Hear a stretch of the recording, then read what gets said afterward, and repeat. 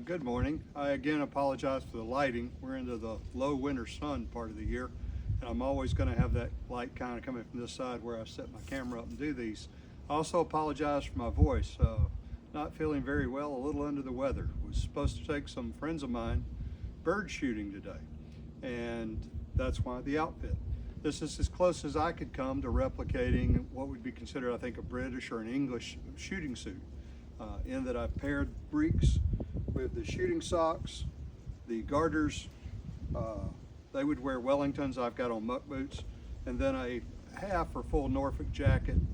And because today is rather cool outside, very breezy, and our high today is under 40, quite cold for Alabama, the rest of it. I put on a scarf, and I've got on a shirt, a tie, and then you can see a nice cording lamb's wool sweater underneath it to act as another base layer.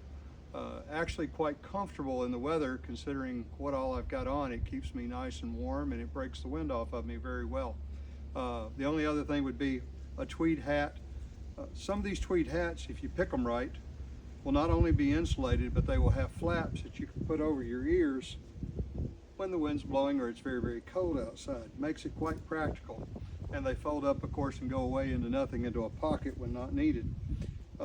That's kind of it. I'll advance a little closer so you can see better some of the colors in all this. And I've got on the Tattersall shirt again. But you've seen all this as I wear it for Hickory Golf, very similarly. However, I wanted to point out that outdoor clothing, casual clothing, was the same during the late 1800s, early 1900s. This crossed over into golf because it was what people wore outdoors.